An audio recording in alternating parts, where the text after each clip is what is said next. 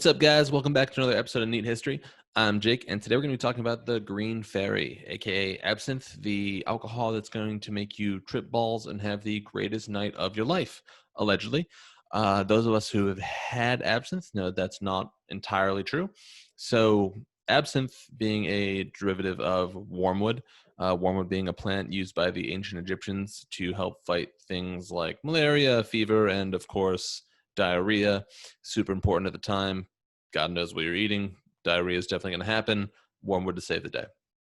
So, wormwood continues to have medicinal properties up into the 18th century, where it's turned into a liquid form, also known as absinthe, and is patented for the use of, preventing things like hemorrhoids and also to help prevent malaria by the French troops. So, it continues to have these medical properties until this dude named Henry something French, this French guy named Henry, he decides he's going to buy the patent to absinthe in 1797 and turn it from an ancient cure into the ultimate party drug. Not too different from where a lot of party drugs start, with medicinal properties, making their way onto the nightlife scene. So he buys this patent and decides he's going to start pushing it super hard. At the same time, there's also a wine shortage in France, so wine's on the way down, and absinthe is on a super fast come up. By 1860, absinthe is so popular that it's actually the reason why we have happy hours. What would happen is people would get off work and they'd go to their local cafe for this thing called the Green Hour at 5 o'clock, which is where you'd pop down to the cafe, grab yourself a couple glasses of absinthe, and just talk about things, talk about news, talk about politics, whatever. And it was mostly joined by blue-collar workers as well as the creative types. Some of the more notable visitors of the Green Hour would be James Joyce, Pablo Picasso, Vincent van Gogh, Edgar Allan Poe, and more importantly to the absinthe scene is Ernest Hemingway, who invents his own absinthe cocktail. Not really a cocktail, it's just champagne and absinthe. Called Death in the Afternoon, which is also where a little bit of that dark taste for absinthe comes from, a little bit of that dark gothic vibe to it. At the same time, in New Orleans, there's a place called the Old Absinthe House on Bourbon Street, which is highly frequented by people like Oscar Wilde, Mark Twain, and more importantly, FDR sneaking in there, that little sly dog. So absinthe is getting super popular. People can't keep up with demand, and it starts to be bootlegged in a way that's not so great. So if you're wondering why and when are you going to start talking about absinthe making you trip balls, here's where it is, and you're going to be super bummed out.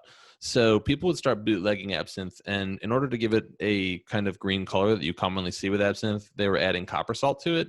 I don't know if you know this, but you can't drink copper. It's super poisonous to your body. Which is where that whole myth that it's going to make you trip. You're actually just being poisoned. On top of that, absinthe was also 72% ABV at the time. So it's not like you're having one or two absinthes down at the bar and then driving home after. Not that you would be driving home after anyway, because we're not dealing with cars, we're dealing with horses. But anyway, you're going to be toasted. You're going to have a rough night. So absinthe, just getting in super high demand, starting to steal more market share from the wine industry.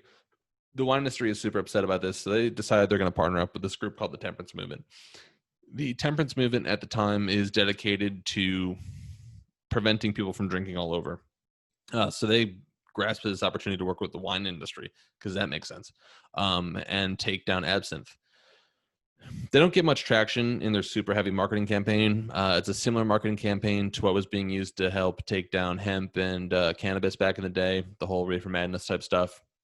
But they're not really getting any traction until this wonderful Frenchman named Jean Lamfrey, a town alcoholic and farmer, decides he's going to go out for a night of drinking.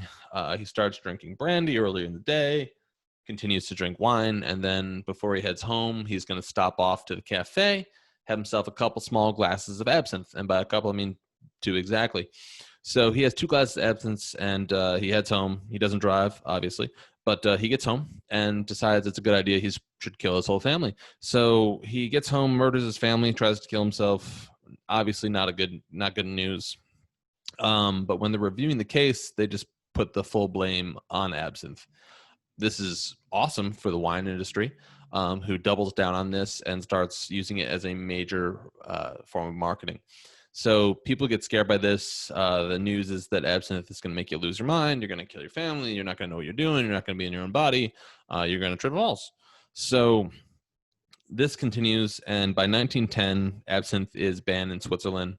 By 1912, it's banned in the United States, and by 1914, it's banned in France. This ban will continue in those countries until early in the 1990s. In the USA, 2007.